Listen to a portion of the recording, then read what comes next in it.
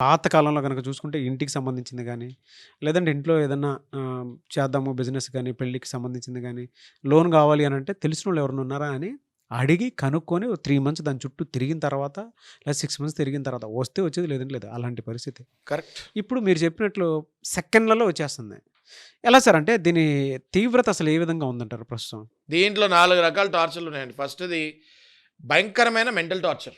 సెకండ్‌ది family conflicts. థర్డ్‌ది social emulation. ఫోర్త్‌ది ఫైనాన్షియల్ కొలాప్స్. బా! ఓకే.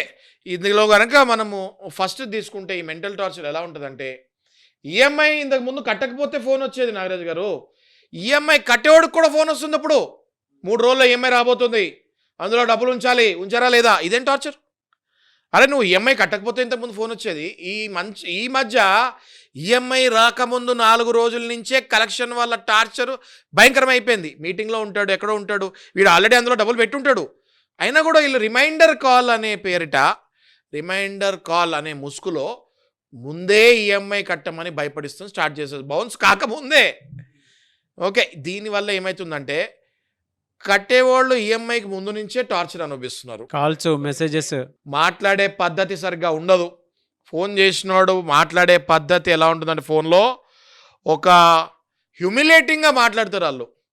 ఒకవేళ కర్మగాలి ఆ నెల మాత్రం బౌన్స్ అయిందంటే వాళ్ళకు వచ్చే ఫోన్ కాల్స్లో వాళ్ళు మాట్లాడే పదాలు నార్మల్గా ఉండవు. ఒక కాల్ వెనకాల ఒక కాల్ 100 కాళ్ళు వస్తాయి.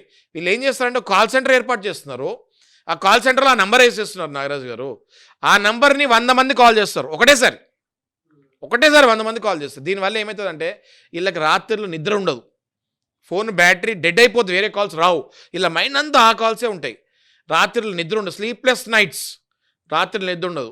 తెల్లారి అయిందా నేను ఇవి ఎలా కట్టాలి ఈఎంఐ, ఫోన్ ఆన్ చేయాలంటే భయపడే పరిస్థితికి వెళ్తారు నాగరాజు గారిలో. ఎందుకంటే నాగరాజు గారు ఫోన్ ఆన్ అవగానే ఫస్ట్ కాల్ మళ్ళీ వాళ్ళదే వస్తుంది. వీళ్ళు కట్టలేని పరిస్థితి. ఇంక వీళ్ళు ఏమైపోతారంటే ఒక రకంగా ఒక కైండ్ ఆఫ్ సైకలాజికల్ ట్రాప్కి వీళ్ళు గురవుతారు. పానిక్‌లోకి వెళ్ళిపోతారు. పానిక్, ట్రామా, డిప్రెషన్ అన్నీ స్టార్ట్ అయిపోతాయి. వీళ్ళు ఒక కైండ్ ఆఫ్ సైకలాజికల్ ట్రాప్కి గురవుతారు. ఇంట్లో కూడా ఎవరికి చెప్పుకోలేరు నాగరాజు గారు. ఇంట్లో ఎవరికి చెప్పుకోలేరు. ఆఫీస్కి వెళ్తారు, పని చేస్తూ ఉంటారు, కానీ మైండ్ ఉండదు అక్కడ.